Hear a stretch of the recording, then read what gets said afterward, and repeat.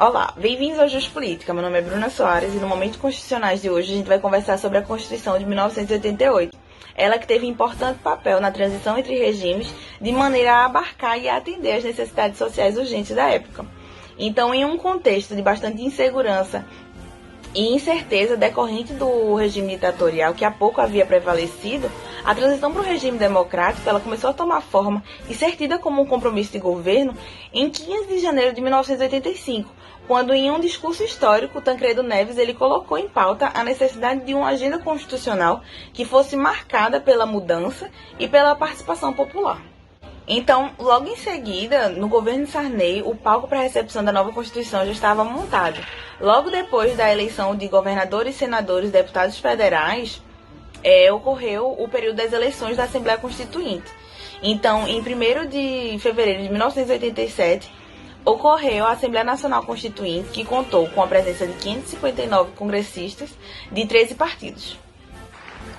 Expôs-se a ditadura no Brasil pela prática do ofício público com honestidade, competência.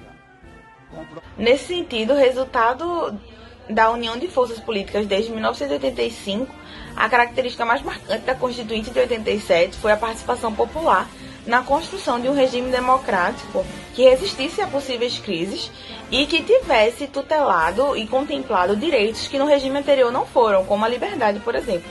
Então seria uma nova Constituição, um novo projeto que contou com a participação de 24 subcomissões.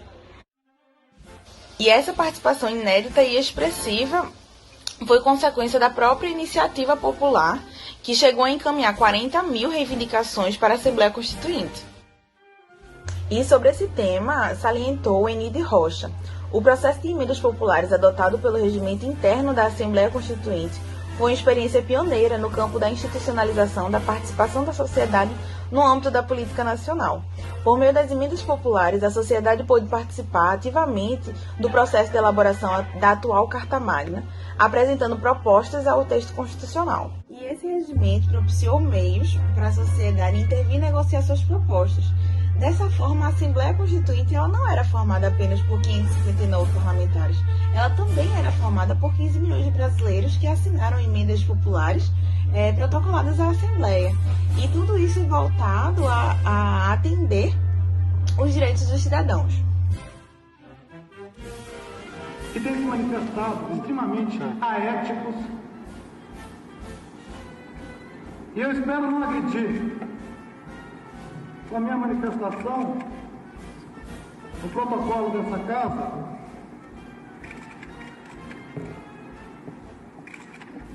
mas eu acredito que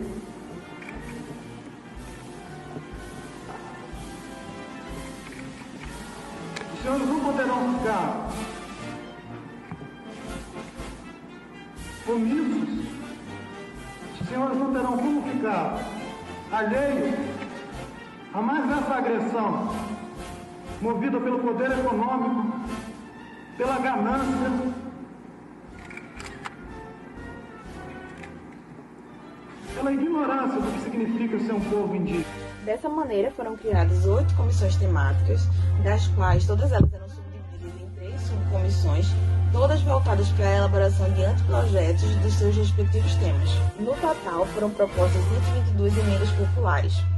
Mas para a emenda popular ser aceita, ela precisa ser proposta por 3 entidades e apresentar assinaturas de 30 mil eleitores. Houveram iniciativas de diversos grupos, dentre os quais podemos citar as pessoas com deficiência, grupos indígenas e o Lobby do Batom, que era uma aliança suprapartidária formada por senadoras e deputados, que elas serviam de elo entre os constituintes e o movimento das mulheres. Então, elas tinham como meta a igualdade entre os homens e as mulheres, então a igualdade salarial, elas buscavam a licença maternidade de 120 dias, o direito à posse entre homens e mulheres, que buscavam coibir a violência doméstica.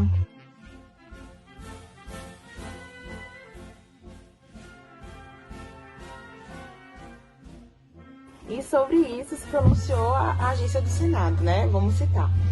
A Carta das Mulheres Brasileiras aos Constituintes, entregue ao presidente da Assembleia Nacional Constituinte, o deputado Ulisses Guimarães, pela presidente do CNDM, Jaqueline Pitangui, Em março de 1987, foi resultado de uma intensa campanha nacional em articulação com ativistas, movimentos feministas e associações diversas de todo o país durante 2 anos. Com esse documento, elas levavam ao parlamento brasileiro a principal conclusão da campanha: Constituinte para valer tem que ter direito das mulheres.